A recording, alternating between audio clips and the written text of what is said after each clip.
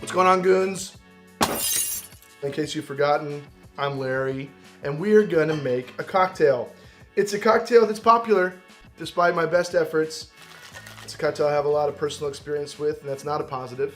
It's not a positive. But you animals are gonna drink them anyway, and why yuck somebody's yum? Let's get into it. We're gonna make an espresso martini. Oh, that feels like a good amount of beer to start making this thing.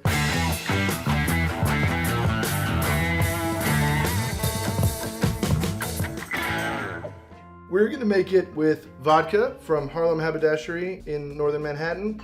Lovely bespoke vodka, as it says on the bottle, which makes me like it less, but we still love it. And then this is Kahlúa, which is a coffee liqueur. That's an important part of it. And in this cute little glass that my sister gave me for Christmas a couple years ago, we have some fresh espresso.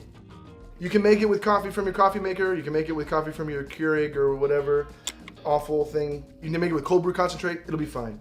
But like, part of the joy of the espresso martini, I think, is that it foams.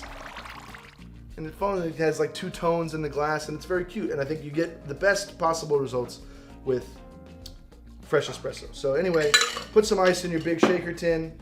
No, you don't. Forgot the order of operations. So we're gonna do 2 ounces of this vodka into the small shaker tin. Yeah! Vodka, as we all know, a trash spirit for people that don't know how to drink, but here we are. We're gonna do 1 ounce of the Kahlúa right in, that's nice. Kahlúa does smell super, super, super good all of the time. And then we're gonna do 1 ounce of this fresh espresso. You can do a little, bloop, why not? Use the whole thing. First, you're gonna wanna dry shake it. So shake it without any ice, because you want the espresso and all the oils in it to emulsify, and you wanna put a bunch of air in it, because that way when you make it cold, it's gonna knock some of the air out of it, and you don't wanna knock all the air out of it. So you've emulsified, and now you're gonna make it cold.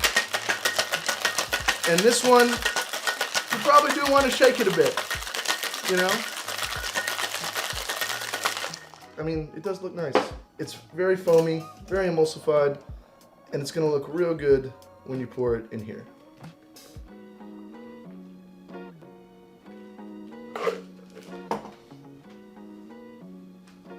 It looks nice. I wish it didn't, but it does. Because you have this nice foam on top, put a couple little espresso beans there as a garnish. And there you go, classic espresso martini. We didn't have to wait for the kitchen to make us an espresso at the bar with our thumb sticking up our and that's nice. So maybe making them at home is the solution.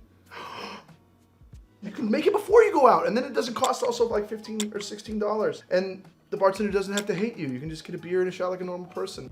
I feel like a little negative in this one, but I also feel like that's kind of the point.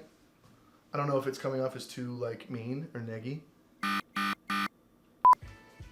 Before we drink it, whatever you want to do, this is a toast to you, the customer in this scenario. You're a viewer, you're a customer, basically.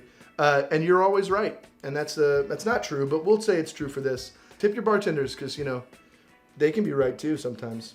Or all the time. Probably all the time. Anyway.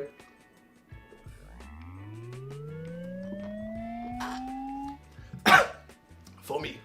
A lot of foam in there. It was the espresso martini. I did it for you. Definitely didn't do it for me.